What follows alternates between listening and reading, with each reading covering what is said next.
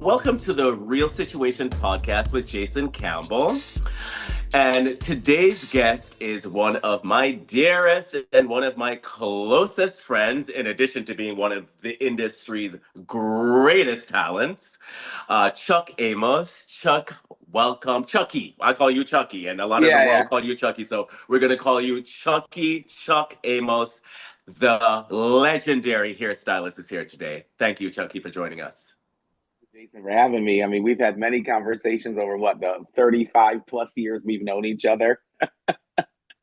And one of the things that I love about doing this podcast, I did another podcast for 5 years with my partner Henrietta Galina, and I love doing the podcast. I was able to speak to a lot of talents in sort of in the middle of their run in this industry. But I have to say, the tone in this iteration of this podcast has changed a little bit in that I'm able to speak to some of my great friends, some of the most talented people in this industry, and look at it from a different perspective. They're most of them, like Chucky, are now OGs. They lived during the golden age of fashion. They lived when fashion was transforming itself. And so they have real perspective. And that's one of the things I want to really dive into with Chucky this morning is to speak about his illustrious career. There's been many, many arcs, and he has literally, this man has been connected with so many bold-faced names. It's too many to enumerate. So I want to really, really tell the Chuck Amos story. He's been getting his flowers, but I want to be a part of handing his flowers to him in this conversation. But Well, Chucky, before we get into it, let's give the audience a background. I know all the intimacies of your resume, but let's give the audience a bit of background on your story. Okay, Chucky Amos is a legendary celebrity hairstylist whose work has helped define modern hair culture across fashion, music, and beauty. A Fashion Institute of Technology alumni, Chucky rose through the high fashion ranks in the early 90s, assisting hair icon Orlando Pita and working on the landmark collections from John Galliano at Dior, amongst a host of other designers during that time.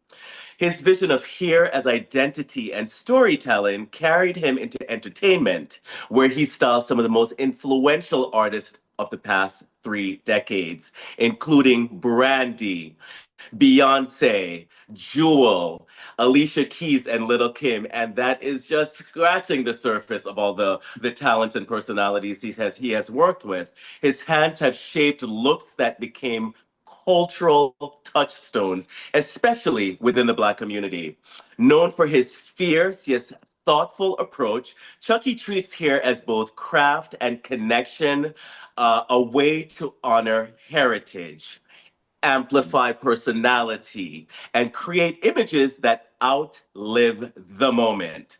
Now, widely regarded as the OG of hairstyling, he's focused on mentoring emerging talent, partnering with forward-thinking beauty brands, and building a legacy rooted in Black beauty, creative freedom, and holistic well-being. Chucky, I mean, this is only a semblance of all the information about what you have contributed to the industry. So um, let's start off at where this all started. As I oh my mentioned, God. you're an FIT alumni. And over the years, you've mentioned so much about the culture during that time. But tell our readers, what was the culture like on the campus of FIT back in, I believe, the early 90s when you went to school there? Tell me about that. I know many luminaries came from that era, but what was your experience? Um, well, first, Jason, that was like so heartfelt what you said to me, so what you said about me just now. So I'm like a little taken back because you put it so eloquently as you always do. Um, uh, but FIT was electric and exciting and fantasy. And as soon as I got there, it was like a carnival. It was like a circus the entire time because I got to FIT in 1989. I came August 28th, 1989, and moved in to the dorms. And it was right literally months before this 90s explosion happened. But and that was what happened in media. in the 90s. But at 89, there was this buzz on the streets that no one could see. There was no phones, there was nothing to document it. And it was club kids. The club kids were like fantasy to me. I walked on campus thinking that I know schools. I saw different world. Um, I saw shows about college, but never a college like this. A college where people were dressed like clowns, and the creativeness between makeup and hair and clothing and styling that was going on, not in the classrooms of FIT because it was a fashion college, but the expression of the children and the students itself walking the streets, doing this, walking to campus. And they would come into the lunchroom with a boom box and shredded paper and just like throw paper and run way across tables and stand on tables. It was like the gay version of Fame. And I was like, I can't believe I'm like here. This is crazy. And so that excitement was like, it wanted me to express the way people looked and the way and the individuality of people and the creativeness and even just meeting you, Jason, you were so creative and so different. Everyone had this creative differenceness that they never showed on TV, and they never really show in the era of the 80s going into the 90s. We never see that on any documentaries anywhere. That this excitement was what drove me to want to do hair even more creatively. And so I went in and I went to Pat Fields. We were supposed to get a interview. We were supposed to get an internship and go to a job. And I went to Pat Fields. I wanted to go to Pat Fields because that was like the most club kid kind of store, drag queen, like everything I liked. Everything was big. Everything was over the top. And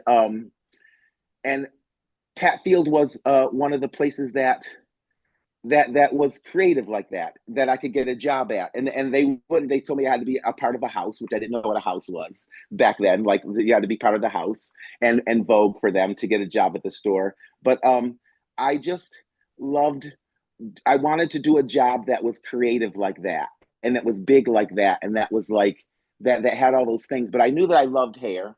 I wanted to do fashion, but then I saw these kids doing this and I wanted to be a part of this world. So I never really got to be a part of the club kid world itself, like be in part with the Michael Alec and all those kids scene.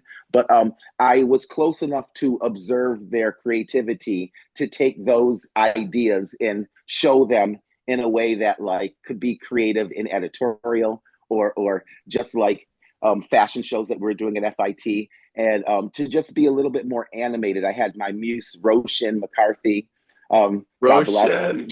and she was a muse of mine, and I had a couple other muses, and I just wanted to do fashion and do it creatively, and that was the excitement of FIT, which I didn't know I was going to get when I got there.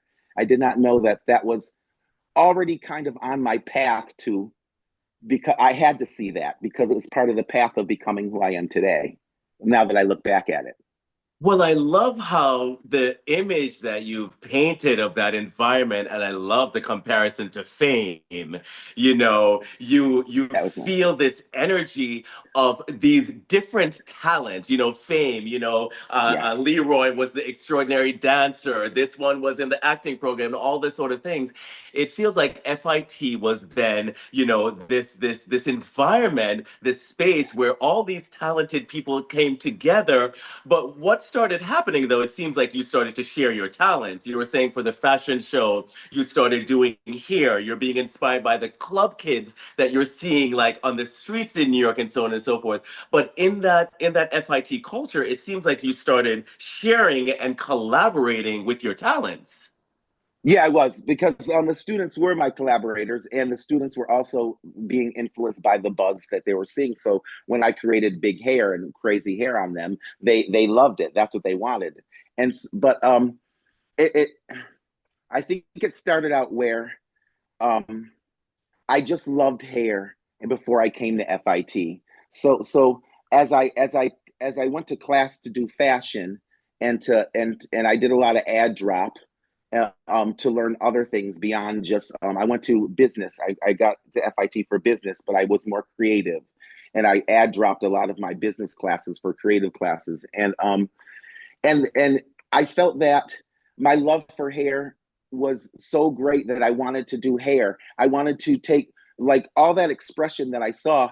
How did I want to, what was the medium that I wanted to bring that into? It wasn't fashion, it wasn't this, it was hair. And so there was a guy named Ernest who cut my hair. When I came to FIT with a Jerry curl, they called me greasy. They said they'll make me black um, by Christmas 1990. And I cut my hair off and got braids and started my dreadlocks. And that was by Ernest. He goes by Lee now. And I still see him to this day. And he was the first one that inspired me because he said he had a sign that was like hairstyle. He would color and cut, and he posted it on the dorm lobby that he can color and cut and do all these things for money. And I said, and I was like, well, I need money to go out, and I wanted to go party, and I wanted to go do ecstasy and do all those things, and be out there in the clubs, and to be in the club scene. And I started to do $10 a hairstyle because I knew that prior to coming to FIT, my cousins and everyone would ask me, like, they would show me a picture of the hair they want, and I could duplicate the picture. I knew how to duplicate the picture, which that will come up later on in this conversation. That I learned how to duplicate what I could see. I can duplicate that exactly, and so I said I could duplicate whatever picture. I would tell them $10 a hairstyle. Show me the picture you want, and I can do that hairstyle for you to go out. And they'd go through Vogue or Essence or whatever magazine that they got inspiration from. They'd show me the picture, and I would go, okay, let's do it. And if it was an elaborate picture, I would ask them to show me, before, so I can see what kind of hair I have to get, which I was using only synthetic. And that's another story that I'll get to, and some other things besides human hair.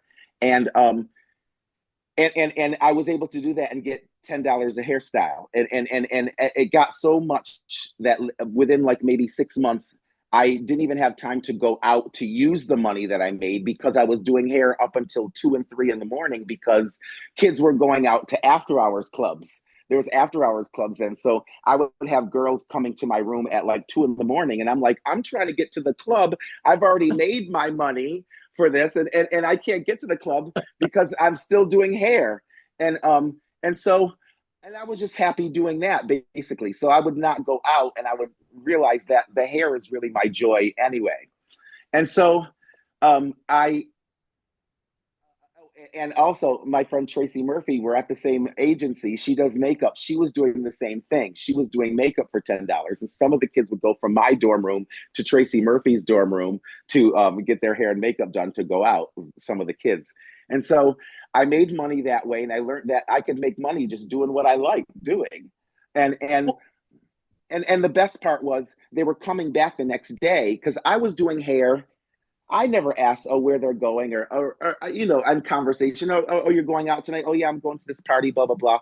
It was going over my head because I was so into doing the hair as they're talking to me. So I was like, oh, yeah, great, great. But they would come back with like cards from people who wanted their hair done by me that were at the event that they went to, or at the magazine event, or other things like that. And that was like, wow. And she said, this person wants you to do hair for them, and they want you to do hair for them. And I was like, oh my gosh, there's like a little demand for this thing that I like doing.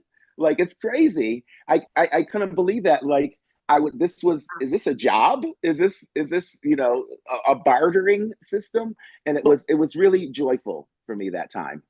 But what it seemed has happened, Chucky, is that, the talent was already there, the interest was already there, Yes. but the opportunity presented itself in, well, what happened to have been an incredible environment for that opportunity and your talent to flourish.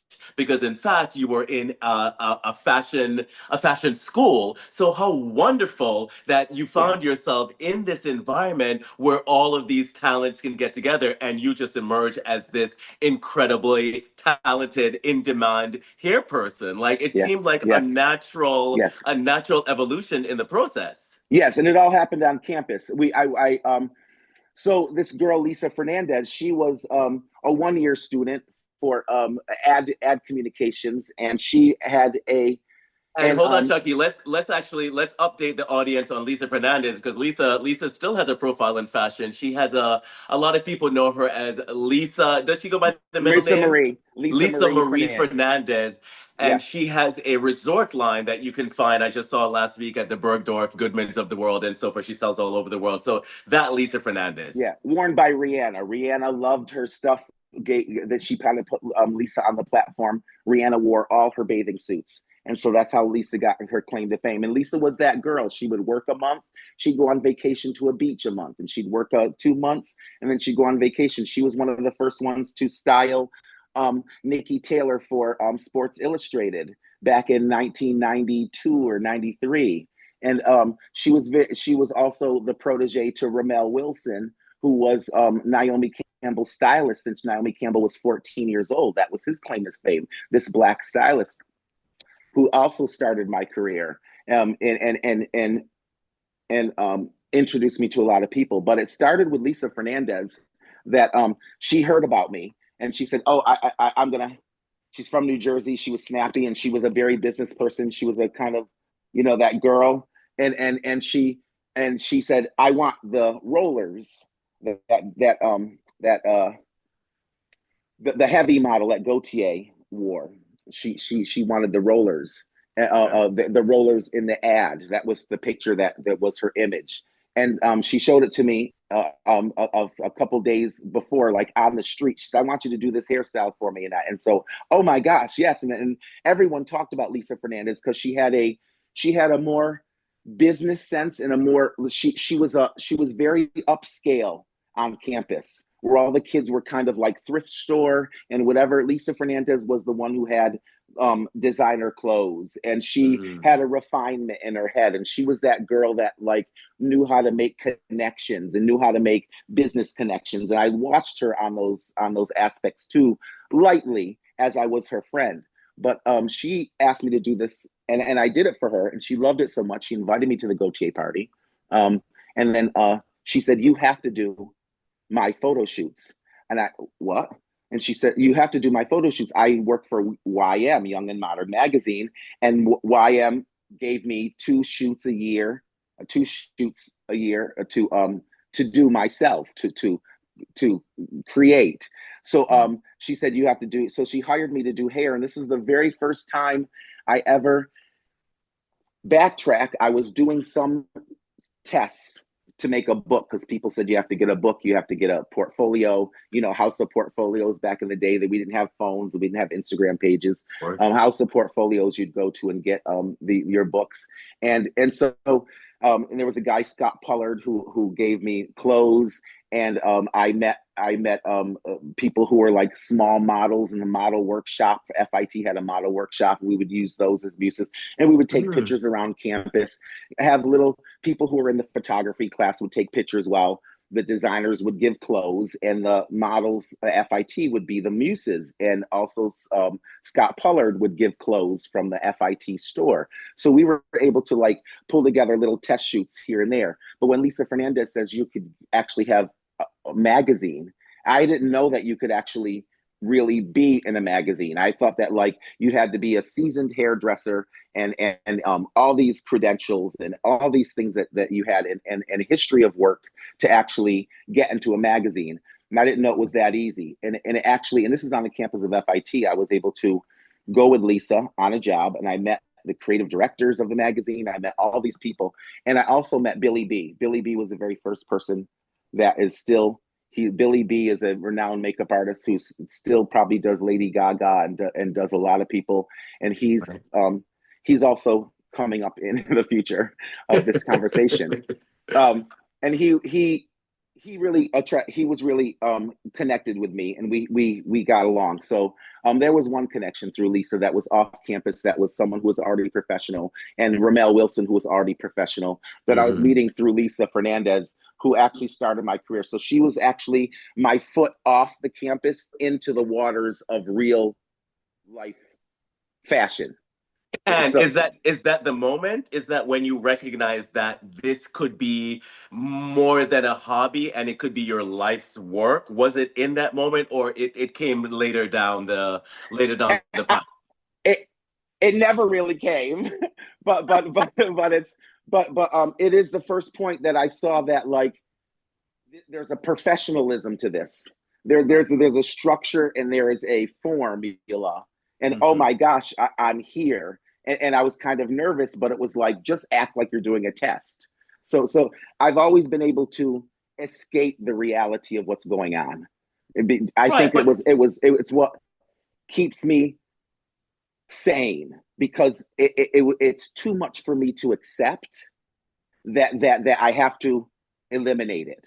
I can't accept that I was on a job doing a magazine, so I had to make it easier for me to bring it down and say, "Oh, this is just a test shot, and it's Lisa from school, and we can do this." But then it came out, and it was my right. first tear, and that was March 1990, and that was the first time I looked and my name was written in print from a company who had a magazine, and so that was my. So it was kind of a moment of turning point, but I never really still thought it was a job because I was having fun.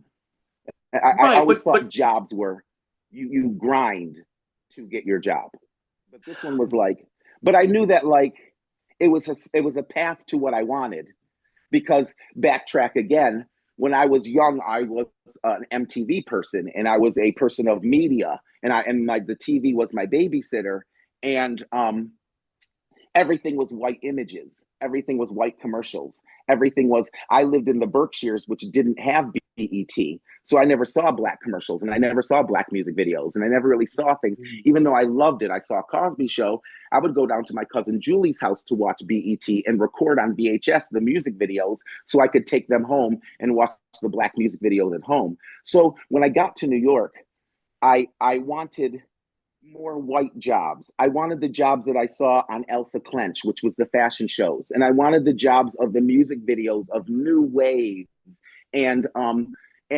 the creative difference of New Wave and what was coming out of England and London. And mm, those videos, they were more seasoned in videos, so MTV flooded a lot of their videos from Europe.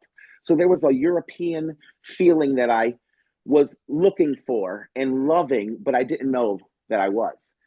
And when I got to FIT and I was doing this and I did it with Lisa, and I knew that I wanted to do more things that were white, not because there was a like I wanted to be white or I thought that as being better. It was because it was images that were being placed into my head every day, and it was the thoughts and it was the things, and I wanted to express my hair in that era, in that area, in the area of where the world sees all of it.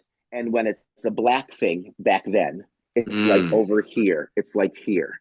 But mm, for us, for the world, the white world was all this.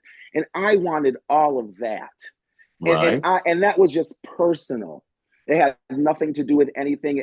I grew up around a lot of white people. I grew up around them. It wasn't hard for me to see those images and want it, not as a race thing, but as a image creative thing, and also a sort of uh, hypnotized constantly of white images. So I wanted to have that feeling, and I Well, didn't really. I want you to interject something here, though.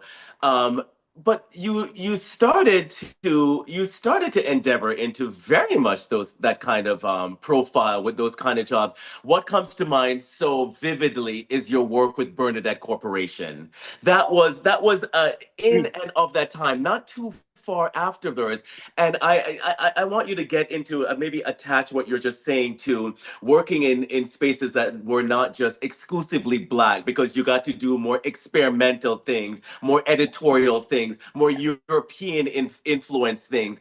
Talk to me about then how you transitioned from the FIT realm into now those areas being like the downtown, because you were very much the downtown it Yes, stylist for all the avant-garde designers that happened. Bernadette Corporation was the more prominent one, as I recall, but you can detail that history. there were so many, and I can't even remember Ben Show. hooch something and Yeah, hoochie exactly. and Yes. there were so many, and it was okay. Transform what I was saying from to that to this is that one, the wanting of white images caused me to want to place myself in areas where black people were not, and that I didn't realize was important. That was what I didn't realize was important to the inspiration or the legendary that the new generation says about me. That like you were the first to do this and you were the first to do that. But if I never had the want to do it in the white areas, I never would have placed my foot there, and my foot would have never given. I would never had gotten the acceptance to be a part of white area, that white area of media in my black skin to become the legend that people say that they're inspired to. So I know that there was a reason for me to be one of the ones that delved into that first. But getting to the Bernadette Corp in the small, it was JJ Jason Farrer, stylist, and like the most deepest creative person that I've ever known. That like Hugely talented. the mind is like if you're living life here, JJ's living life here, like at an angle over here and above you, and a little bit more in your mind, in the corner of your mind than here. And Right. he introduced me to all those young stylists in Bernadette Corporation, and there was this new. Now I'm already excited about being in New York with club kids and like what's going on. But then in this fashion realm, there's a new idea happening, and it's like ugly, and it's called it's just not appealing, and it's wrinkled, and it's a little thing here, and it's mixed in with hip hop, but yet it's white, but yet it's downtown, but yet it's a Jerry curl on Mm. Asian people. And the crossing over of lines that I couldn't believe that even the club kids weren't thinking about, and to have that used in the media to express this and to make this a thing, to Mhm. be this off crazy, and we were already into In deep. like the paper magazines, in Yeah, in the paper ID, magazine. Yes, in yes, the yes. face, and all of that. Yes, and Mickey Boardman, and to know that there was this whole slew of people that are on this new. Patty Wilson is on this new way of what is ID magazine, Sade, Jamil GS, using hip hop through fashion, marrying fashion and hip hop before hip hop, before music and fashion, because that's this marriage between hip hop and music industry and fashion didn't happen until maybe like 94, Right. 93. But like 91, 92, we're already like delving into this new idea with JJ and Yes. Bernadette Corporation on how Yes. hip hop can be measured into fashion and still be a street style, and using the street style as the grit of New York that we lost now, the grit of New York as the background of this new street style that became.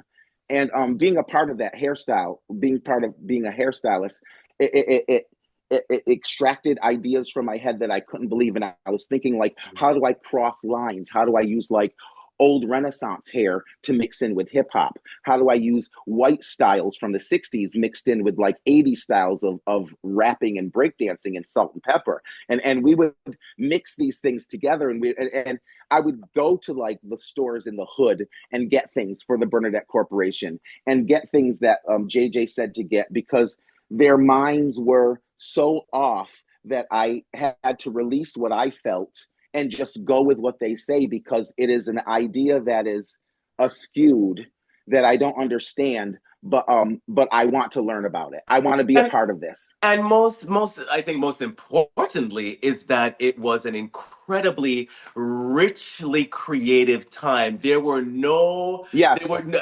anything goes. Whatever the creative mind generated, you can absolutely apply it. There were creative spaces for you to apply your ideas. There were no limitations whatsoever No. to there, and that kind of experience cannot just be glazed over because it informs everything else to come.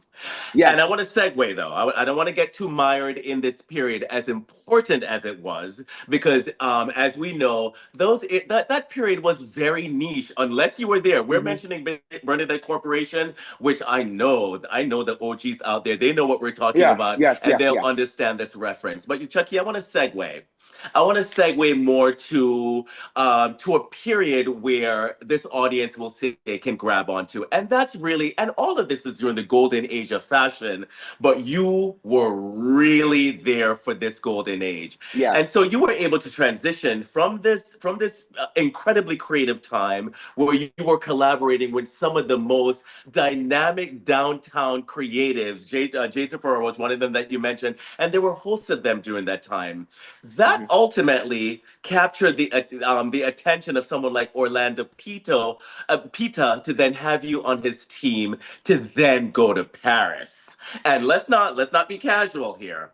This era in Paris was the most seminal, arguably the most seminal period historically in fashion. Yes. And you were on the front lines there. I was there witnessing you on the front lines. And Yeah. let's get into that period. You came up during the era of Hmm. John Galliano at Dior, which for fashion diehard, that is arguably the most important time in fashion, one of the most important times in fashion Yes. history. And you were there creating the Yes. styles.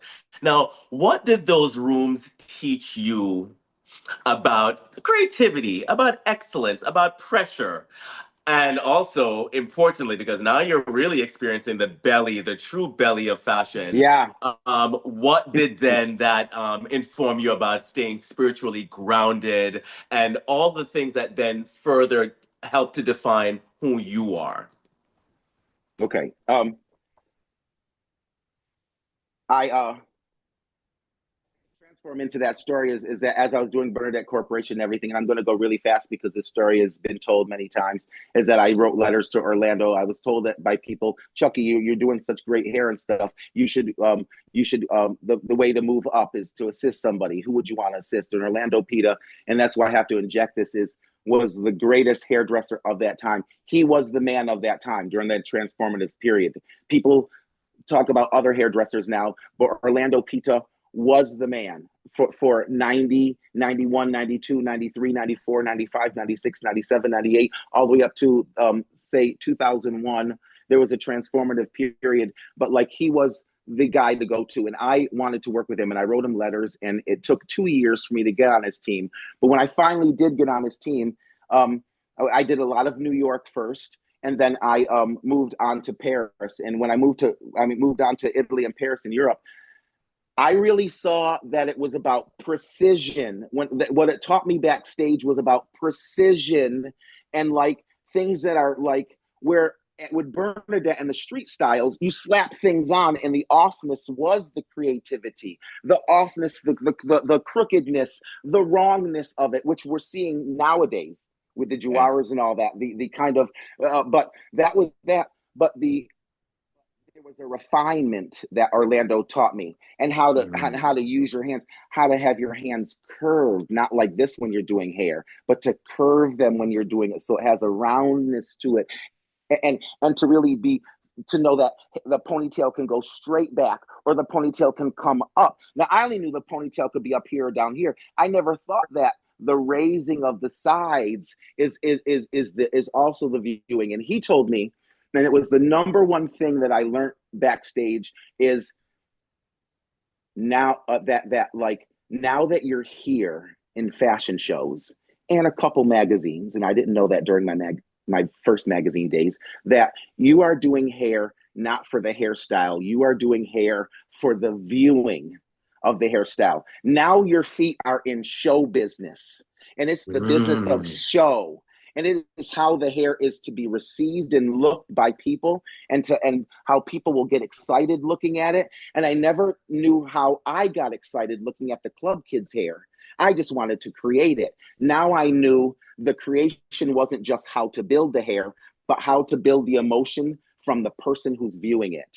And that Wow. was the best thing that I ever learned in my whole entire life, because it totally was like Now you're on stage. Now you're doing it. Orlando was on stage. He had all the press and all the designers and all the supermodels around him. And he had to do it with precision and know exactly how these people would react to the hairstyles, because he knew that that's why he was the man of that time. That's why he was the hairdresser of the time of this transformative period of supermodelism in the 90s fashion movement. Mhm. And I was there to watch. And a lot of kids he would come around. I know, as everyone knows, at fashion shows, you come around and watch the main hairdresser show you the way to do it. A lot of kids were, oh, hi, because supermodels were coming in, or, oh, you can sit in my chair. I'm going to talk to you in a minute and stuff. And I wasn't. I was staring right at what Orlando was doing and listening to him because I was so into it. I was like, this is the biggest like learning class ever, like master class right here. And we learned so much stuff from him. And and I also learned that it was about relationships, how he talked to the designers, how he had this relationship that it's not just like, oh, you're doing hair and going to a job, where like with my parents, you go to a job, you do your job, and you come home and you have your family. And there wasn't really a relationship to anything that I learned in the past of my elders working their jobs. It was like, you do the job, you work hard, you come home.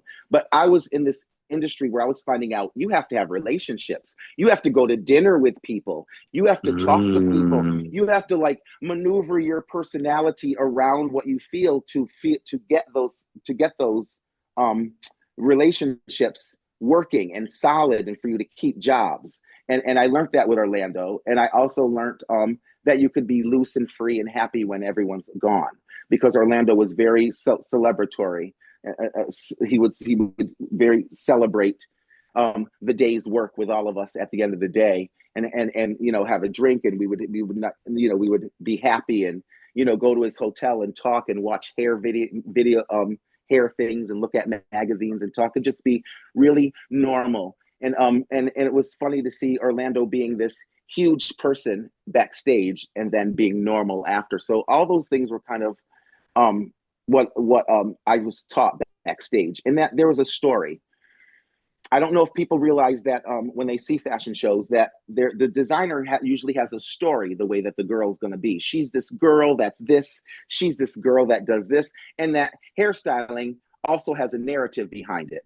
I didn't know that either. I just was putting on stuff to look, and then learning how to put hair on so people could view it. But then now I have to think of a storyline of why that hair is, which helped me a lot, because when you work with celebrities and people and clients, they want to know the reason why you think that hairstyle should be in their ads, or why that hairstyle should be on their red carpet. And you have to say, well, with the dress, and I feel this and I feel that. And you build a story around who this person is based on the physical facts that you see, the outfit, the dress, what the event is about, what it signifies, if it's a social event, if it's a charity event, whatever it does, and the way that your fans receive you. That's all a whole story that you have to paint. And I learned that through Orlando, and I learned that backstage. And that was a great question, Jason, because that was something that I didn't really realize I was picking up, but I was picking up backstage. And in addition to that, one of the things that I know you for is that you're so prepared. You sketch out, like I see your sketches. You're showing me the angles of these hairstyles. You're like, well, if the camera's hitting it that way, there won't be any holes, from this from this vantage. Your Mm, preparation, particularly around these sketches. Like I see you act. yes. I cannot sketch a thing. So anyone who can sketch anything, I'm impressed by. But that sketching process has been so important to your Mm-hmm. methodology, to your process. Did that was the genesis of that there, or this is something solely of your own? No, the drawing came because I was drawing pictures. I mean, I learned how to draw at FIT. That was one of the ad drops that I took, which I said I was going to come back to. I ad dropped. I got rid of my business, and I took a fashion illustration class, and I also took art history. And I don't know why I took art history, but because I was failing it. It was so hard. But those are the two classes that, if I never ad dropped, they would never had increased my creative process in hair Mm. because because I'll start with art history. Art history told me how to make balance within the four corners of a picture, like where we are today, where there's a left and a right and an up and a down, and how to utilize that, like my hands here and my hands here, or it can be here, or it can be here, or I can leave a lot of space over here and reach a long hand that way, and how the eye travels with all that stuff is the way art history taught me, and that was just for paintings and Mhm. whatever, and did it, passed it with a C, and and put it and hung it up. And then I realized that was usage for this new idea of now I'm working with now I'm working in the space. A magazine has the four corners. A comp card has the four corners. A TV show, a video, a music video, everything has the four corners to fill in.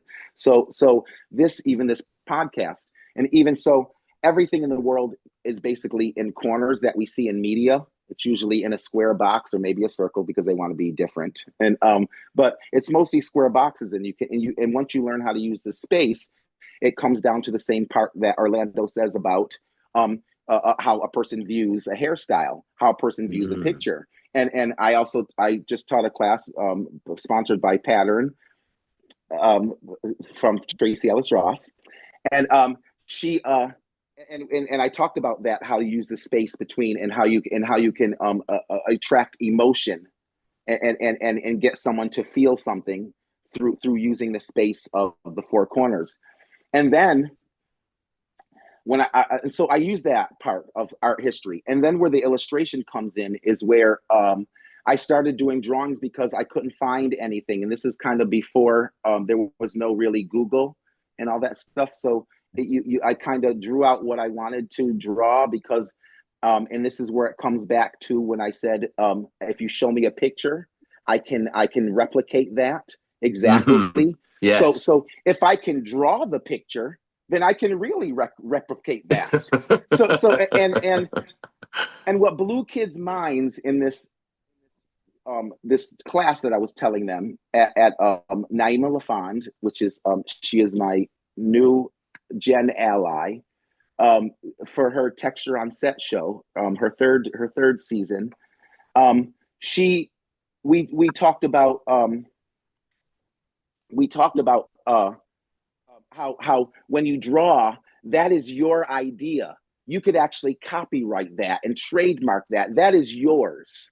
If Mm. you're looking at it and you're scrolling through Google and pulling pictures on what you want, somebody already did that. Somebody already created it. So you're just taking somebody else's work and just redoing it. It's not really coming from your creative center. It's not really coming from your mind.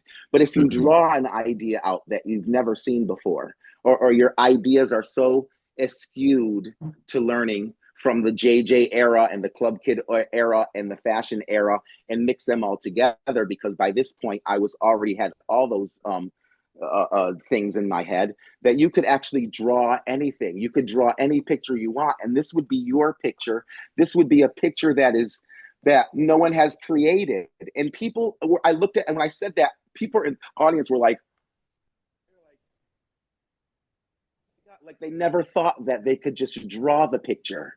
They thought Everyone thought that, Right. like, and I tell every young designer that I mean every hair person, that you need to draw, and that brings me to, I know I may be getting more deep into it, but it's important for me to get out there to everybody, is that you must learn to draw to be a great hairdresser. It's one of the Mm. criterias that should be, we're having the Mhm. Crown Act where you have to learn black hair. But I feel like if you want to work as a session stylist for media and for show business, Right. you have to learn drawing, because what drawing teaches you is, and this blew everyone's mind, Jason. Like, this blew everyone's mind, that It's blowing my every mind. everything in this world is flat. Like, I'm Right. looking to you on my phone now. This phone is flat. Right. There's no way I can creep around the back and see the back of your head. There's no way I Exactly. can creep around. So what you're seeing is just this. You're seeing the flatness of my One house, my face. dimensionality. Yes, yes, yes. And this is a picture. That's a picture. That's a picture, and that's moving pictures. When you're doing Mm. a video or a woman's talking on a thing and she's talking to Jimmy Kimmel and she's like, oh yes, Jimmy Kimmel, and oh yes, yes, yes, and that. All like you said to me, see hair on all angles is because everything is a shot. That's a flat shot. This is a flat shot. This is a Right. flat shot. This is a flat shot. And if the hair can be perfect at this shot and at this angle and at this angle and at this angle, when she moves like this, it's all beautiful. If someone who was really searching my stuff and they were going pause, pause, and chick, click, click, click, Right. click, each one would be perfect because there's a flats. It's like a flat sheet of a flat sheet of a flat sheet. Everything's flat. And drawing is flat, taking a flat picture and making it 3D. So if I want to make it 3D, I make the house smaller in the back and the house bigger in the front, and you think that it's 3D. You think that it's got depth of field because it's drawn that way. So you're taking a flat picture and making it 3D. When you're doing photos or anything video or anything media, you're taking a 3D object, a person, and you're placing it flat because everything ends up flat at the end of the day. The magazine page is flat, the billboard is flat, the video is flat, the television is flat, your movie screen at the theater is flat, everything's flat. I say the earth is round, but the media world is flat. And once you realize that, you can draw the picture because the drawing is already flat. You're not trying to make it 3D. You're actually making it 3D to bring it back to flat. And I, so I, it blew everyone's mind. People were like, they have no I idea. well, here's the thing. I don't know how to draw, It's and flat. I have a sort of rudimentary understanding of this process, but I understand very clearly what you're communicating, and this is what I call expertise.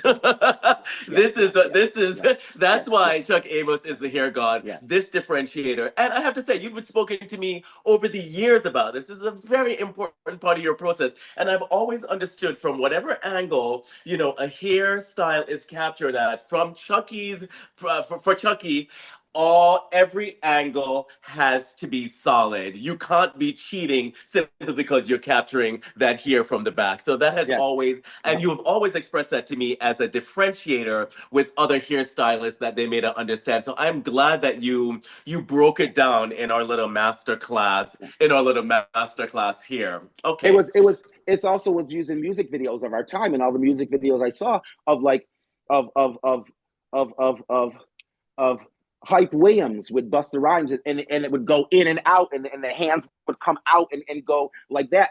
It was a flat screen, but the excitement of the movement back and forth was what it was flat, and you would know that if the hand is big and reaches out to you, and then the face gets big, and then all those things was the excitement of it. That was the excitement of the Spike Jones videos and those Chris Cunningham videos and those Bjork videos and all those videos that were creatively.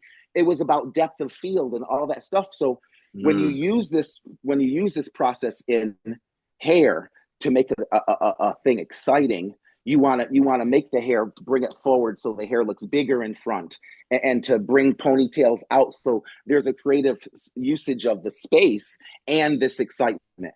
And that knowing and drawing is what got me advertisements and what got me a lot of jobs that way, because I saw hair through the excitement of movement and placement, and that's what got me the jobs. That's what, like you said, the expertise. They I didn't really explain it to them what I was doing, but when I did it, I knew what I was doing because I was doing it because it created excitement for me. Every job that I've done was for the excitement of myself, and then the companies would use it and take it. But it was always personal to me, how it looked and how it viewed, because I wanted to capture the excitement that I saw. I finally knew that, like, I was in culture. I was now creating pop culture.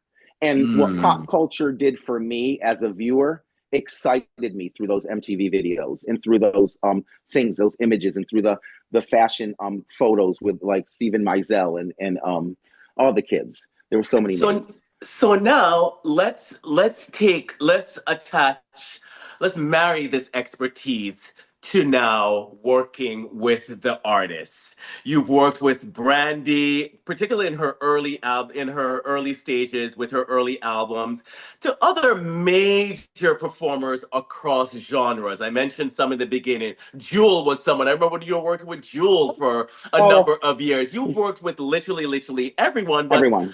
what's one behind the scenes hair story from a shoot or a tour that changed how you saw your role as a hairstylist? Because I find it so interesting about these important things that has happened along the way, and we're only a Uh-huh. fraction of the way through your journey, that really sort of unlocked something in you. Is Hmm. there something now when Hmm. you started to work with those artists Hmm. in those stages that unlocked something else? It was Brandy. As you know, Jason, we were all into the clubs back in the 90s. I'm trying to give the bridge because some of your viewers may not know my connection to Brandy and how it happened. You know that we were all into club music and we were all like, dancing and going out every night. There was a club every single night. People Yes. ask me, have you saw TV shows from the 90s? What did you know the pop music of the 90s? And kind of we did on a small scale, but it was more about, the Junior Vasquez's and the whole like do. So Yes. I had no idea who Brandy was, and Daniela Roebuck, who was at Mm. FIT, and she's had a magazine called One Word, and new One Word magazine. It was like a sort of organic Brooklyn magazine, like a Mosh Hood sort of magazine. And she said, "You want to do a cover?" I'm doing this magazine. She was one of another student at FIT who worked with Scott Pollard, who helped us design, bring the clothes to my test shoots. And she said, "I'm doing a cover, and everyone knows that you do hair so great, and because this is a story that happened on FIT. This didn't happen after I was like famous. This was I was still associated myself with FIT, even though we were living off campus and stuff. Anyway, Brandy, he said, it's a girl with braids and it's a cover. So I just did this girl with braids and I did a cover and I made Princess Leia buns. It was a holiday cover. We put like, for the inside of Christmas trees and stuff like that, like being really creative. She had her hair all one length. I took the back of her braids, brought them forward, gave her bangs. They loved all that stuff. They were, oh my God, I guess the people there really liked it. And at this point I was like, everyone kind of liked my style. So I was like, okay, cool, cute. And I got my cover. And and the cover said Brandy and everything, and I was like, this is great, look, it's a cover. And then I was a year later, I was at Rockefeller Center having lunch, and this girl came up to me, Chrissy Murray, who's still I'm still in touch with. She said, you did hair for our artists. And I didn't know what artist was because no one it was a new era of music too, where people were saying, I was like, a singer, like an artist. And so I said, huh? And she brought me upstairs and said, no, come with me, come with me. I can't believe that we found you. Oh my gosh, I can't believe. And she brought me up to this building, and the door opened up and all these gold records. And I was like, what is this? Oh my holy shit. She says, because I guess she wanted to be a surprise. She said, we Brandy's been looking for you. And I was like, and then it hit me. Brandy is that girl that sings I Want to Be Down. And I was like, oh my God, that girl that sings I Want to Be, oh my gosh. And I only knew that song. I only knew that that was her name. And she said, "Can you get to LA in 4 days?" I got to LA, and when I got to LA, everyone backstage was for the American Music Awards, and everyone backstage said, "Who are you? You're doing the biggest star. She's the biggest singer right now." And I didn't know the magnitude of Brandy. I had no idea that she was like this breakthrough, brand new, like say the first, she was in between Beyonce and Aaliyah. She was this girl that was Mm. like breaking through and being her own. And they all looked at me. They all watched me when I was fixing their hair on stage. They were all the other LA hairdressers, because this was my first time in LA, and there's a whole slew of glam people in Los Angeles, especially black, and they looked and looked and watched me and watched everything. And at that point, I realized, which I only realized just like the hair, that Orlando. I put Orlando as a superstar hairdresser, and I would watch everything he did. And now I realized people are now thinking I'm a celebrity. I must be a big deal. That the biggest star has this brand new hairdresser that no one ever saw, and they want to know who he is, and they want to look at him, and they want to see how he moves his hands, and he wants everything I did with Orlando. So now it was my turn to be like, oh my God, you can be famous by being a hairdresser. You can be famous by just being a glam person. It's another level. It's like level two. It's like you can do the job and have fun and do. And now there's this level two where now they're watching you. Now they're looking at you. So now you have to be a little more performative in your work. You have to be a little Uh, more this. You have to be a little more aware of what this is, as opposed to just doing the hairstyle. And that's what I learned from that. And it was Brandy, and it was that really changed. That was what changed my view of who I was. oh, And that's powerful. And yeah, that also launched you. That brandy gig really launched you into a absolutely. community. But Absolutely. the black community specifically. And the black community, Chucky, I'm on the streets with you sometimes. And the outpouring of love for you and your work that you get from the community is really, really, really, really tremendous. So I want you to put your words to what does hair mean to black people, and how has Uh, that understanding guided the way that you touch someone's head and their spirit? Brandy was the start of that. But since then, as I said, you have touched, a number of black women here. Not only black women, but we're talking about black women, black people's here at this time. How did that evolve into a deep relationship with the community and what you do for them as it relates to here? to bridge the gap, and I'm going to try to do it fast. Because it starts off with Brandy also. Brandy was the first person that I used as a muse because she was so huge and she was such a big star that at the same time I was going to Europe and with Orlando. So I was learning hairstyles and seeing hairstyles from fashion that didn't come to United States until the September issues, to the March issues, to those fashion books. Remember the big fashion books where you could look and it would show the runway girl walking Of and you course. would see what it was, or maybe the back of Details magazines with like Steven Sabin would take a picture of something that was different. But you could never get from Europe, you could never get the European fashions, what was going on with hair, makeup, and styling, or what the clothing was, until Vogue came out and showed you, or Elsa Clench showed you months later, or House of Style with Cindy Crawford showed you months later. And I'm getting to a point that with Brandy, I was coming straight from Europe and going straight to New York and doing a job with Brandy, and I wanted to use all the styles that I did at Versace and at other things on Brandy. And Mm. so we did a lot of styles that were fashion based Europe on Brandy that were really cool. And Brandy really kind of didn't know what was going on. No one really didn't know because this was a time where black hair was not part of fashion.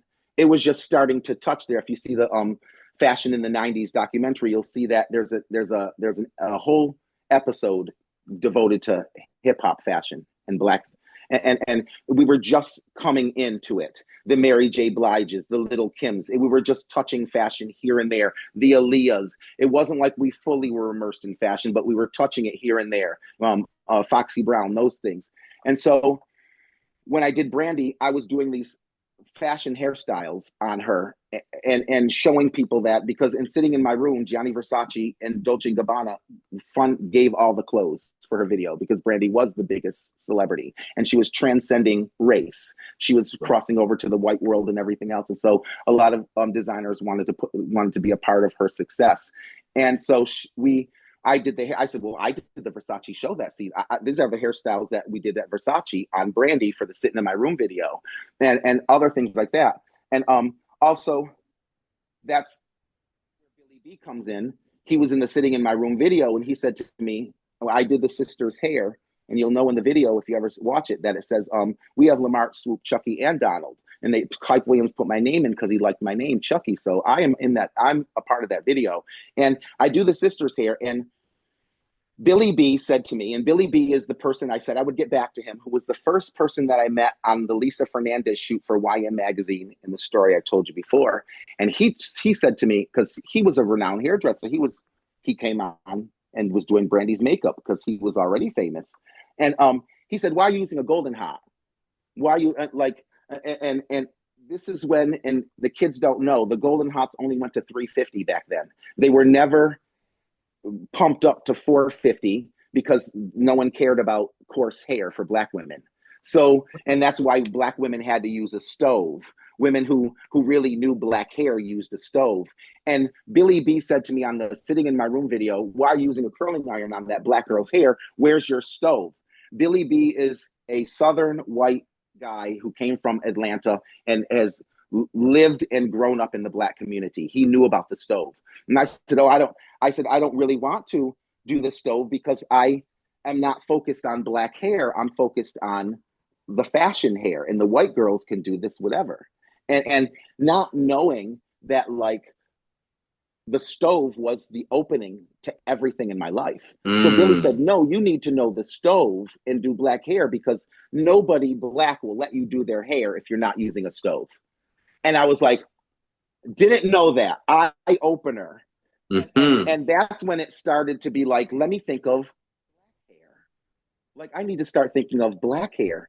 So I learned to use the stove by putting extensions on the side, testing the hair. If it burnt the extension, then it was too hot. You'd wave it around, see if it did it again. Oh no, it doesn't burn it. It's good. I learned to say, if I can rub it like this, it's cool enough for white girl's hair. And if I can touch it a little, it's cool enough for Black girl's hair. And I used the stove on white and Black girl's hair during Fashion Week with Orlando, and all through Fashion Week, and every shoot I did, I learned to use the stove on white girls and Black girls. And I decided that because I knew that the Black girls were important to really get that going, to really make it happen. And that's when, like, Patty Wilson came together, and was like, "Can you get my edges?" And a lot of Black stylists and Black people who were in Europe who couldn't get their hair pressed wanted me to press their hair. I started pressing Jay Alexander's hair in Paris. That's how I met him. He said, "Oh, child, you got a stove? No one can do that stove in New York. There's no stoves in Paris." And so I started pressing Jay's hair. And that's how I got Naomi Campbell. We were doing Versus show with Guido. She came over to Guido because you always get into the head of hair person's chair, especially if you're Naomi Campbell, and all the cameras were on her. And she looked over and she said, like, "Is that a stove?" And I took the hot comb and I was like, "Yeah, girl." And she got up like this and she pressed to my chair. And she was like, "Oh, can you get this? And just make this flat and make this," and all those things. And I was like, "Oh my God, this stove is like a magic. This stove is like attracting all these people that I never knew." And it was the Brandy experience that showed me that. And I started to learn about Black hair. I started to understand it. In 2001, I got a Pantene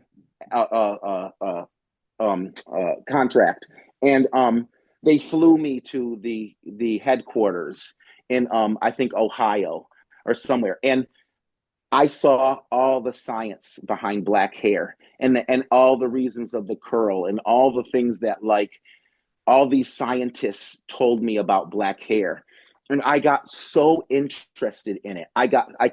They showed me how each curl, they had every curl placed of every single Black person's curl pattern of all the time. And I remember seeing so many different Black hair textures that I've never seen, and how it works, and how you coat the hair, and how the follicles work, and like everything that, like, hair school never taught. And that really interested me with Black hair. And I wanted that to be a part of my process. Getting back to the celebrity part, because that's what really got me into Black hair. That's the answer for why I was really concerned and learned about Black hair. Was Pantene opened the door to show me how interesting, and this was an area where I wasn't versed in, but I knew I wanted it because I wanted to learn as much about hair as I could in all angles, especially my own people.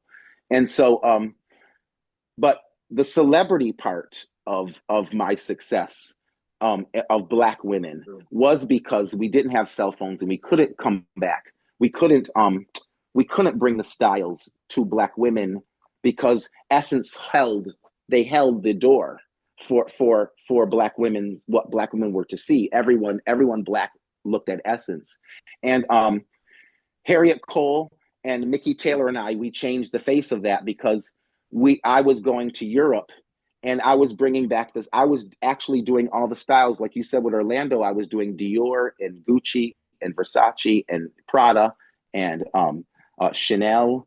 And because I mean, Orlando was the man. We were doing all the shows, Of Valentino. course. So I was bringing all those styles back to the States and placing them on Black women and starting to do that with Essence magazine and what Essence sort of saw and what we created, Mickey Taylor and Harriet Cole and myself, was this new era of Black women now celebrating the styles in Europe for the magazine. And when Vogue came out with September issues, Essence came out with September issues with my hairstyles that were created inspired by the looks that were in Europe. And so it sort of opened the door as the door was open to me to go to Europe. I was opening the door for Black women to see European hairstyles on themselves, where only Naomi or Kadra or Kiara or Tyra could have worn. But now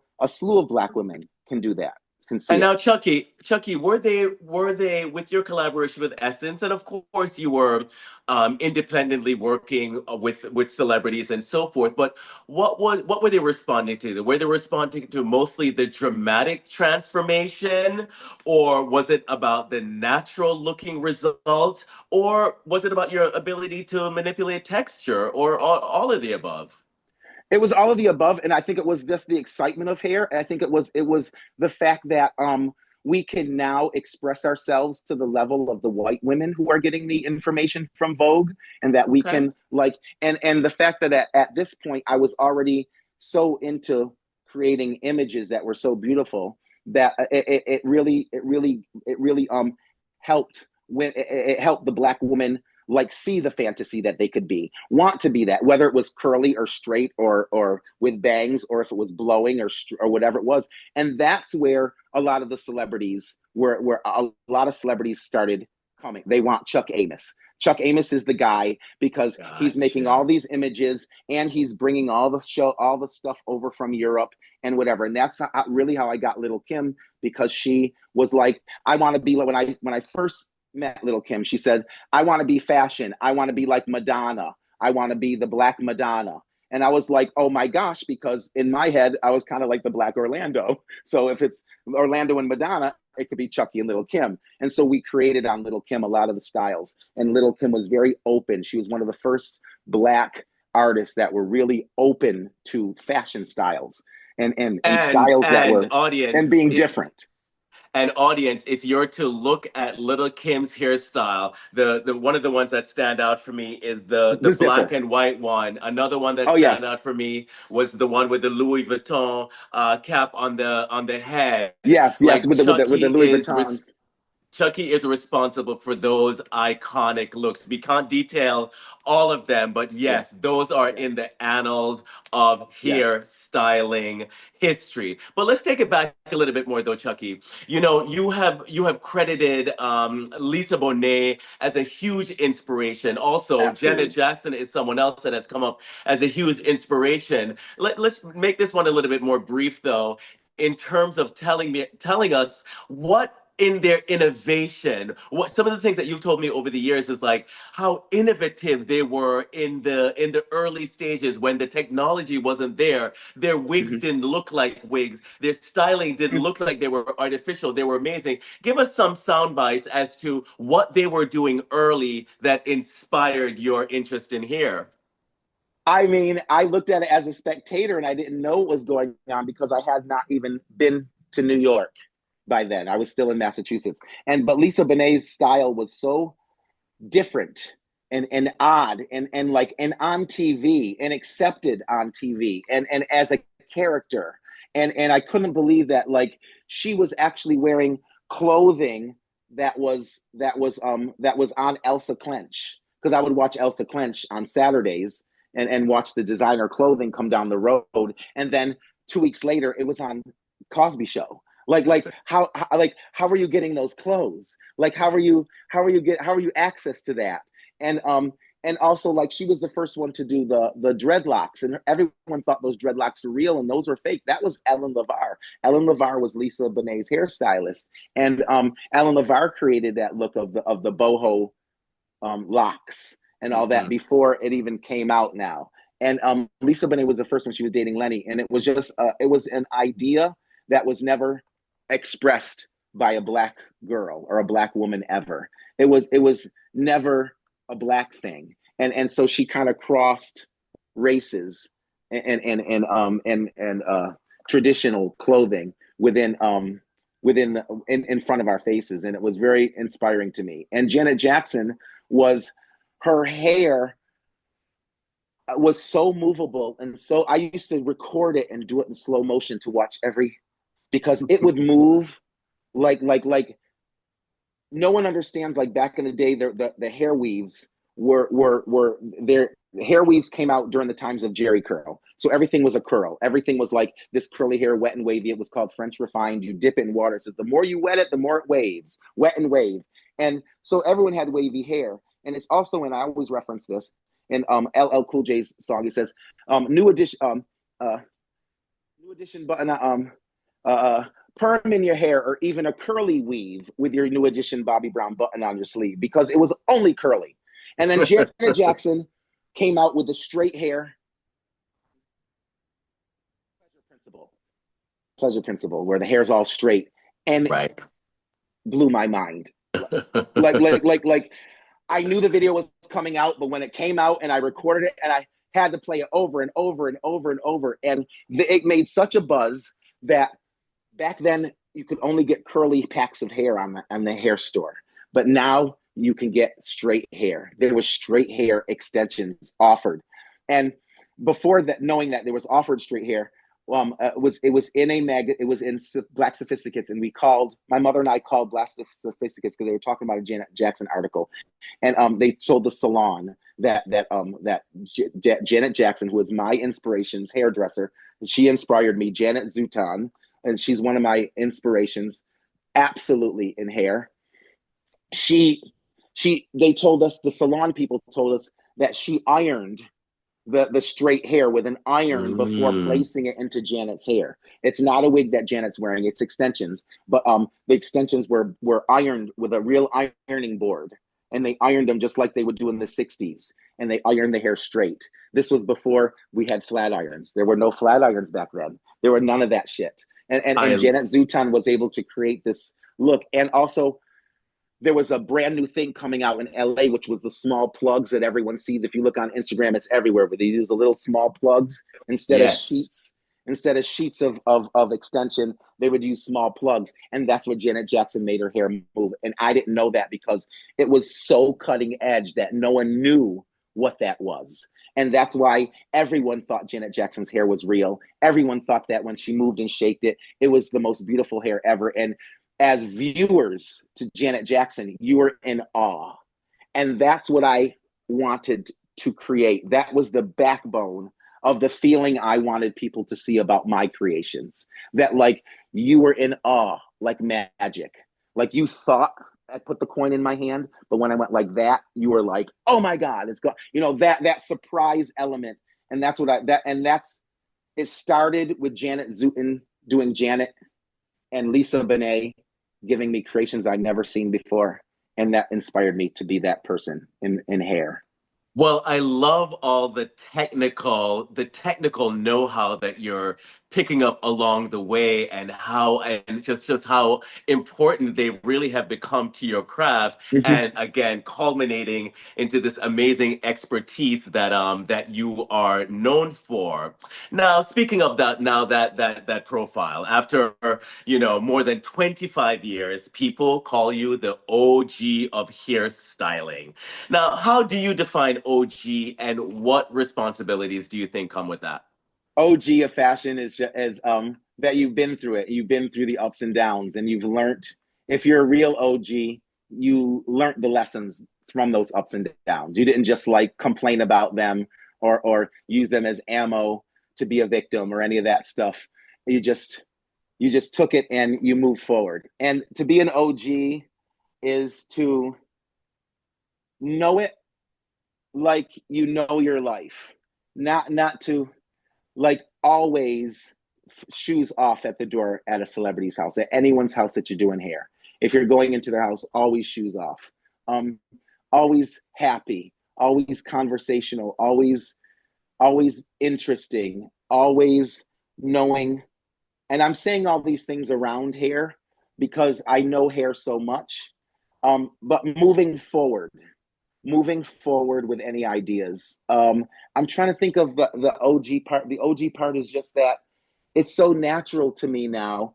But if I could say how to be an OG, maybe that helps. Is to know to be respectful of the person's emotions and to be respectful from a person's journey. I like to talk to my clients. I think that the best part of the hairstyle is the conversation that happens between the hairstyle when it's hairstyle's happening. You get to know that person a lot, and people tend to talk to their hairdresser when they get in the hair chair. When you get in the hair chair, they just, oh, yes, let me tell you, and they want to talk. And so you learn a lot about people. And being an OG was like taking all the elements from like learning how to expertisely do wind and to do the hair right and to manipulate the curls and to make the curls look fresh and the hair look beautiful, and also the consideration of what the client wants. So my ears are too big, hide them, or I don't like the width of my face, so you add hair to the forwardness so you can create shadows here to do to bringing hair forward more because they have a high forehead. Maybe bang options. People want a pullback, but like not to this, not to that, because their head shape. People think they're heavy. They're too heavy. They're too thin. There's so many things that are factors in the hair, and to be an OG is to know all of those things when you have a client, not just say I have an idea and I want to put it on her head. You have, and I used Yeah. to do that. Brandy said that she didn't really like the hairstyle, some of the hairstyles that I did, but she said yes because she knew that they were fashionable and sellable. And I say that story, that one excerpt of my Brandy experience because it stayed with me a while, and that's what I learned was that to be an OG is also to not just push your styles onto people, but to know that they are people and there's emotion behind that, and there's emotion behind the hairstyles. And if you're a model, I try to tell the model you're getting good money for this, and it's mostly the client, because when you're working with models, they're just mannequins for a bigger media culture, a bigger corporation that is pressing you to put those styles on the models. So sometimes the models don't like the way it looks, and we have to come together with the creatives to work out an agreement on letting the model feel comfortable as well. I never push looks onto people, and that's a big thing. That's a big thing that I learned about being an OG, and to just be Well, respectful. Well, you've learned quite many lessons along the way, and I know that you're observing as well a whole new wave Mm-hmm, of stylists that has come up mm-hmm, as well. mm-hmm. What do you think that they are getting right, and what hard truths do you feel that they still need to hear about longevity in this industry? They've got it. They got the creativity down pat, and they have the funness of it and the spirit of what I love in hair. Um, uh, I just uh, I think because I hear from clients and other people that a lot of the new generation doesn't move fast. Ah. They don't create fast. And Hmm. I think that's also based on a lot of the art directors. The art directors that I worked with are from they were solidified in their job, so they were of maybe a generation or a half a generation or a beat just before me. So it was that time of expertise and this and moving forward and moving fast. And we put Mm. $1 billion on this commercial. You better deliver. And if she doesn't like it, make sure you can move forward and you can move fast. And the hairstyles must be done in 30 minutes. We don't have the time. We have to shoot 4 girls, 30 minutes, this and that. So you learn how to go fast. You learn the lesson of flatness, that like you can not do any of this. If you want to go fast, just do the front, because that's what's going to be shown. That's the show business part. That's the selling point. The back doesn't have to be. You can pin the back. You can pre-do wigs. You can pre-do extensions to fill in the back, pre-curled the night before to make things happen, to make things go fast, to make those. These are people who are putting money.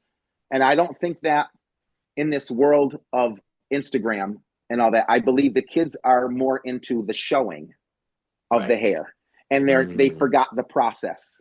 And when you get on the set, you better have the process that makes that style, because it doesn't matter how big it looks. If you took 3 hours of that money that those companies put on to make that look still they didn't profit off that, because they spent 3 hours on everybody else's salary while you sat there and created it, like thinking that you were Mm. cute. And that was like, Right. oh yeah, and oh yeah, yeah, yeah. But and the clients will, that was great and thank you very much, because that's the socialness that we learned in business backstage at shows, is to like, yes, but Right. you won't get hired again. Oh, You won't they won't that's a they key observation. That's a really, really key observation. Now, Chucky, your massive career from the runway show to the beauty campaign to the endorsement, at your lowest, most uncertain moments, which though they do happen in the arc mm-hmm, of a career, they do happen. mm-hmm, What kept you moving forward, and who and what anchored you when the industry felt overwhelming or maybe mm-hmm, unappreciative or mm-hmm. inattentive, whatever the adjective want to use in this instance? It was my mother. And I thought, because I thought, and sometimes in retrospect, I think I was being tested. I said, I'm being tested because I'm black. And I was tested a lot of times in areas because people didn't know who I was. And they haven't experienced a black hairdresser on white jobs. So I was tested. And so I felt at those moments. And but what it did to me was it gave me the guts and the stamina to move forward and to know how to be very professional and moving forward. And Mm. it was and it was my mother who said it to me. She was the one that said, I said, Ma, I love doing hair, but they're making me hate it the way they're pressuring me. It was 4:30 in the morning. We were doing a hair campaign, and we were being pressured so much, and it was 4:30 in the morning. And and I called my mom on the payphone, and I woke her up, and I said, Ma, and I was crying that I'm being tested. Something's going on. I'm here. It's 4 in the morning, and I don't know what to do. And we have to get up 8 o'clock and 4 more hours for the next shoot, and everyone's still here on set. And my mother said, I said, I don't want to do this. I don't think I ever want to do advertisements if this is the way it goes. And she said, if it's not you, it's going to be somebody else, because Mm. they are going to be precise no matter what, because they're a company and they're a hair company, and you Mm. need to get used to it, or give that job or that opportunity to somebody else. And I said, oh no, no, no, no, the opportunity is mine, and that is mine. And that one sentence, I said, thanks, Ma. I hung up the phone, and we created that hairstyle in like an hour. We got home. I went to sleep. I woke up, and we did the next day, and the next day went perfect. We were done at 6 p.m. And it was that I needed to have that push, because the powers that be knew that I was going to have a future in this job. My craft wasn't just the only thing that I had to learn. I had to learn how to rearrange my emotions to get through the job and to not see myself as a victim, but to just get this done because there's money being placed on the table for this commercial. It had Wow. nothing to do with who I was, which I took it Mm, personal. But now in this new way of being an OG, you learn that nothing's personal, everything's business. And so with that business mind, you always move forward. You always have ideas. And what it taught me was even in advertisements, even when you've been through pre-pro meetings and you've been through a whole thing and pictures and images of what they want in hair, always have 3 or 4 of them, different ones, in your back pocket that you created in your head that you believe would work within that advertisement or that music video or whatever that is, because you'll never, there's many times where it'll never turn out to be what they say. Creativity is always spontaneity. Creativity is always the present moment. You can't look from the past for creativity, and you can't think of it forward in its solidity because it hasn't happened yet. It is the present mm, moment where creative explosion, where it explodes. It's that creative moment where the hair was supposed to go like this, but I took right. the wind and it blew it that way, and that's the moment that's the picture they took, or the And or the one where and the it's girl always like great when you recognize that moment. And oftentimes everyone present always. can recognize that Uh-huh. moment and it's like, bam. That's the wonderful part Uh-huh. about collaborative Yeah. creativity, Yes. Yes. 100%. Yes. Yes. So always have other ideas in your back pocket because it will happen no matter what, and you're prepped for it. And for people to see you move forward, that's an OG. Because and that's what I would like to get the young kids to know is to move forward. Your hairstyle is never wrong. It's just not right for the project. Don't ever take it personal. And that's what I would leave for the young kids to learn about themselves, because that's knowing that helps you move forward quickly, helps you get your confidence immediately after everyone has told you that the hairstyle is wrong and ugly and gross and frizzy and it looks horrible. And you take it personally as a creative person because it's coming from your It's spirit. coming from Yeah. you. So for someone to Hmm. scold something that comes from your spirit really hurts the hairdresser and the glam team. So you have to learn how to do your emotions to get through that. And that's a big thing because So, you've talk. learned how to do hair, but you Hmm. haven't learned how to feel in situations that you've never felt before during your journey. And that's it's a big part of the growth. It's a big part of the growth. And I don't think anyone young can even have that because it takes the time to get there. You have to have those experiences The to actually lived feel it, to experiences. to go, yeah, to have it happen. And Okay. but I praise them. I am so happy for this new generation. They are, and I always cry. Why? they Why? are Why do you cry? Why do you cry when you're speaking about the new generation? they're the dream I saw before it materialized. They're Okay. the Okay. dream. I was in so many spaces where I was the only one. And I would cling on to Naomi, we were the only two. Or I'd cling on to Kiara, we were the only two. And in spaces, and to see Black faces um, fill the room, and to see creativity, and to see Juara and those children surrounded by editors, white editors, adoring them and loving them was something that I couldn't achieve in my time. And I did a show. I did La Flèche in Paris. It's my only show that I would. Oh my God, I'm so emotional. La Flèche, our Yeah, friend Edward Edward and Buchanan, Edward Marina. Buchanan show, and Uh-huh. we did that show, and that was my only show I did in Paris. It was the head of hair, and when I see all these Black hairdressers being the heads of hair in Europe, and seeing European people and white people surround them in awe, and to watch them and to put their money onto them was a dream that wasn't available to me for that time. And Mm, and as I may have inspired them when they said, I saw you backstage, or I knew that you did the fashions and you inspired me, now it's my turn to sit and look at those Black faces backstage and be mm. inspired as they were inspired by me, I am now inspired by them. And I'm so proud of them. And I'm so proud that this world, and it comes down to the overwhelmness that people say, you did that, Chucky. You were the one who started that. You were the one who opened the doors for us. To know that that stops at me, which I know there's more. There's Janet Zooten. There's way more that. But to know that with social media and information, that for some reason it stops at me for being the legend, is a surprising factor that really humbles me and inspires me, and it helps me carry myself in a way that I never carried myself before. And as you know, Jason, I grew up not liking myself with all everything, but I knew that hair was one of the places that everyone applauded me.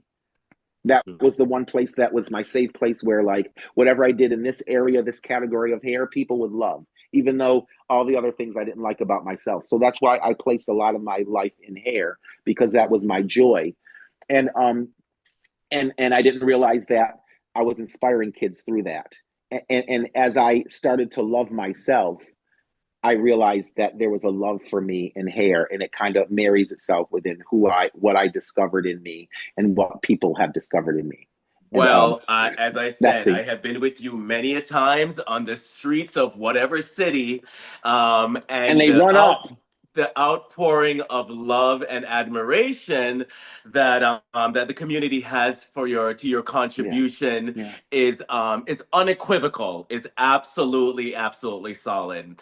And yeah. now let's wrap this up, Chucky. And I want us to rest on this. You're in Hmm. an era where you are receiving your flowers on stages connected to brands like Pattern Beauty, and in the wider beauty conversation on social media amongst the wave of new designers. You're really exalted and held in very high esteem. Now, has your idea of success and legacy evolved from when you first started out in New York? And I think you started to maybe speak on that just right before this. Has that idea of success evolved since you have been here, since those early stages of FIT and coming up through the rungs of Europe and your beauty jobs and all the things? What does that picture look like now as you're being celebrated? Um, it looks easier than it seemed. People are like, "Oh, you open the doors, and we just came in, and you're so inspiring," and they look at the pictures, but it's there's so many hours around every image of emotion, and there's so many hours around so many stuff that I've done.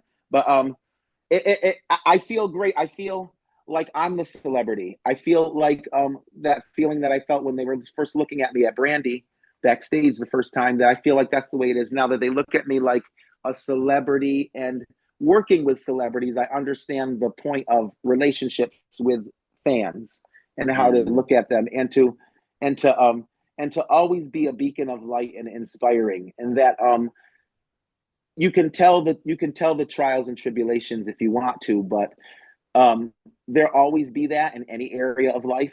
So Mhm. I like to stay stuck with the inspiring stories for my fans, and I say thank you, and I say and I ask them their names, and I offer to take a picture because a lot of them are afraid to ask. And um and I realize that, like to me, I'm just Chucky, and I've lived in this life my whole life. But to them, I'm somebody else. To them, I'm like this beacon of light, this beacon of hope, this like reason why they're doing hair, and I have to be a part of that, of their joy. And I like being Oh, a that's part of their wonderful. joy, and I love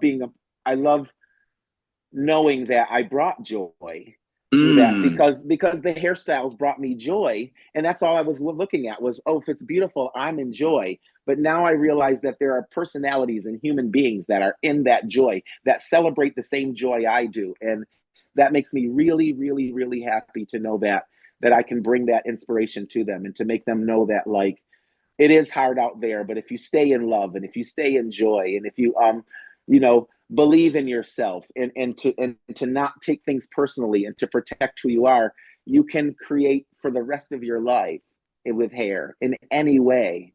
And I it, it joys me to know that even when I pass on, that there's going to be a slew of hairdressers and black hairdressers and creative kids that are coming up behind me.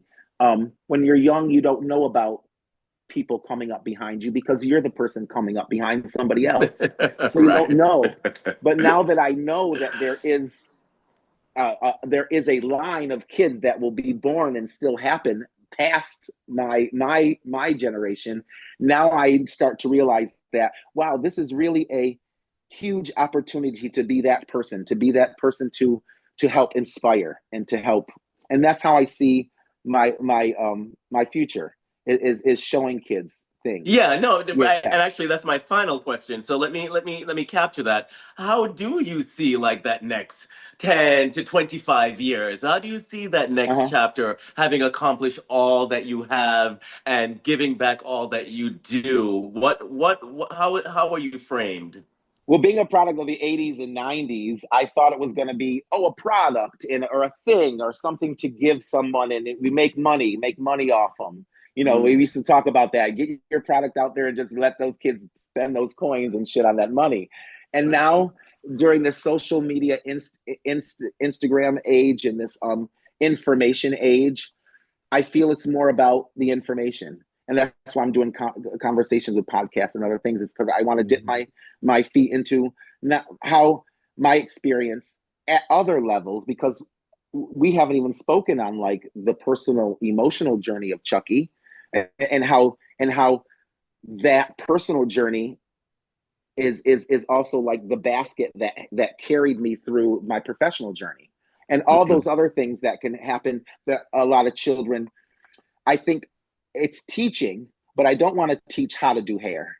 I want to Uh, teach you the things that I don't want to teach you how to do hair, because I mhm. feel like everyone's teaches you how to do hair. I even learned on YouTube and everything. Oh, this is how you do the porn. Oh, this is how you do and Right. so it's everywhere. But people aren't teaching kids how to for themselves to live life professionally and to Mm. enjoy it and to know, did I pick this because I wanted to have fame on my phone and be this like person, or did I pick this because it's actually my joy, and does it bring me joy in my everyday life, not looking at the future of who I am, but in my everyday life, and touching kids that way. And also like things that they don't know, like wind use. I'm they call me the wind whisperer because I know how to use the wind. I was, and I'm going to say this on Jason Campbell's, I was the first person to do the leaf blower. You know that.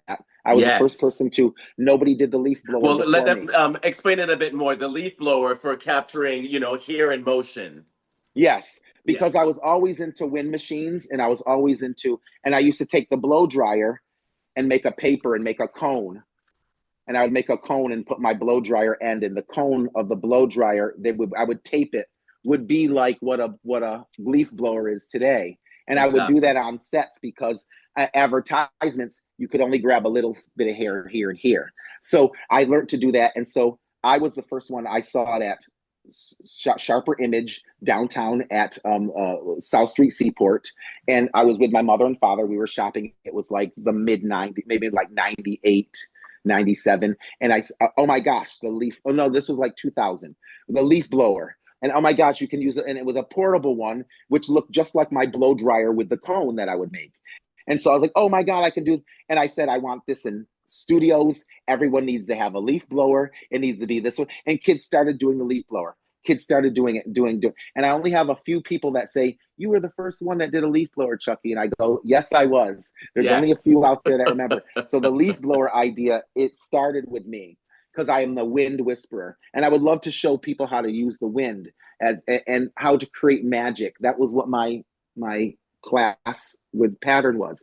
They asked me, we want you to teach a class on hair. And I said, hair is redundant to teach. It's like Mm. it's like it's like having a product. There's so many conditioners and hair shampoos. No one wants to make another product. No one needs to make another shampoo. No one needs to teach another way that we know how to do hair. But the wind is something different. And I showed them how um, uh, Diana Vreeland was her documentary, The Eye Must Travel, and the eye travels, and how the eye travels around the four spaces of the corner, like I said before, and how to use drawing and to use things that is so out of the box, but so needed for this new generation. Because that's Hmm. another thing I see the generation doing. They're doing hair for the hair and not for the show. So I want to learn. I want to go more in depth in that area.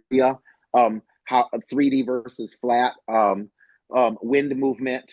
I wrote down something, handling your emotions and moving forward quickly, and then learning how to create magic, learning how to use all the elements of the hardware store and like Michael's and stores that are not beauty supply stores, things that using cardboard, using rocks, like anything that will create surprises for people.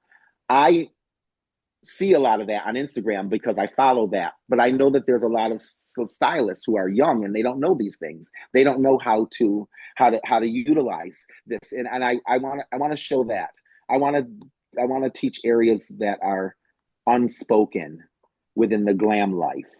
Well, Chucky, as much as I know you, I know about you, and as well as I know you, thank you so much for your incredibly technical information that you imparted. I was so riveted by I love to speak to people who are very steeped in their talent. And what you communicated in this conversation is your acute expertise in all areas of hair. I Yes, love all of this technicality. yes. And mind you, I'm not. I can't. I just my famous quote is that I can't do anything with my hands. I'm a stylist. I assemble things. I put things together, but I don't actually create. So for me, your perspective is always your perspectives have always been interesting to me. Your technicality because it shows exactly the process, the steps needed to take in order to come to an incredibly creative outcome or a natural outcome or the right textured outcome. Thank Mhm. you so much for all of this information. And clearly, there's a whole other conversation that we could have in this discussion because So many. your experience has been so vast. But one thing I have to mention, I was like in my preparation for this conversation, I was just like, wait a minute. I remember when Chucky went to South Africa with the Nelson Mandela Ah, and the Naomi Campbell and a slew of other supermodels. And one of the most recent thing on your Instagram page is your trip recently over the last several months to Africa to shoot the cover of Sports Illustrated and all the other things. I thought it was so fascinating. I mean, and it really speaks so truly to your experience of how diverse and dynamic and interesting it is. That's just one example or two examples rather of a South Africa experience that was so diametrically different but so impressive and so Chuck Amos. You can speak about Nelson Mandela. Tell me the girl that's on the cover of Sports Illustrated again. This cover. Alex Earl. Alex Alex Earl. Earl, She's one of like the the new most Kim Kardashian, basically. famous influencers of our current time. Yeah. So this is Chuck Amos. We only got a fraction of his story told today,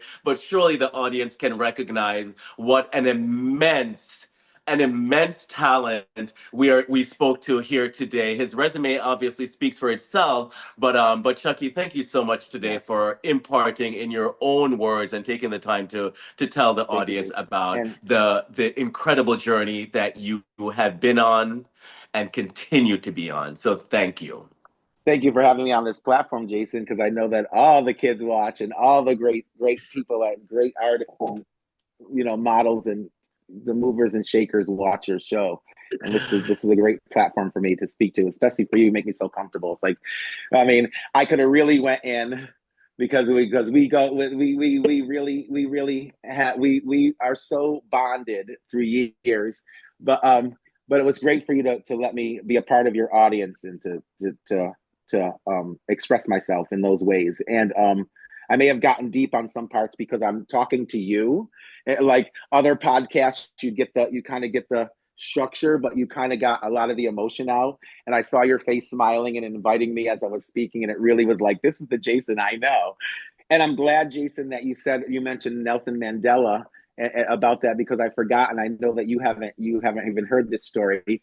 That well, the story that was is about to I'm about to say is that when I went to see Nelson Mandela in 1997, as Jason said, with Versace in Orlando and all the supermodels, and you can Google it, you'll see my head in the back with my bun.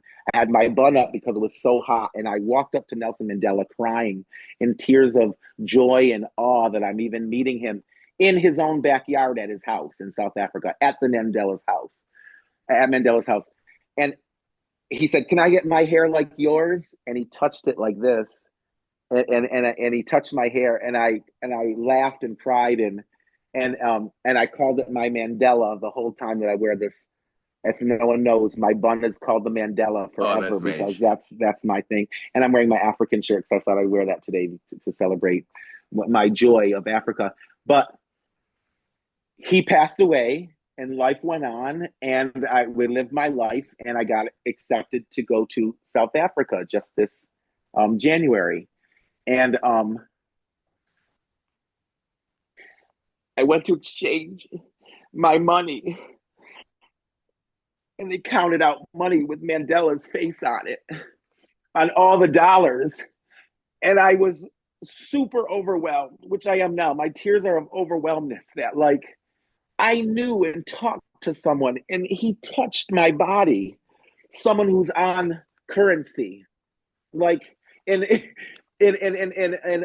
Coming to America when he says the boy has his own money, the boy has his own money, and it was Akim's face on the money.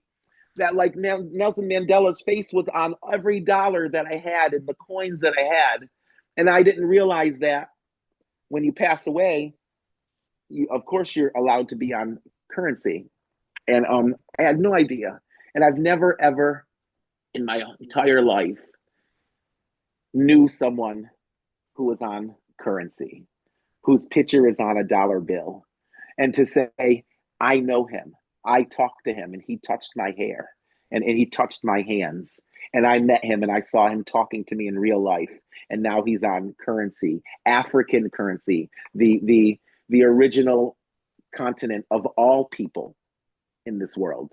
And I knew the person of the dollars from that country. And I talked to him, and it overwhelmed me so much. And I had no idea, Jason, that that money had melted down. I wasn't going to Africa.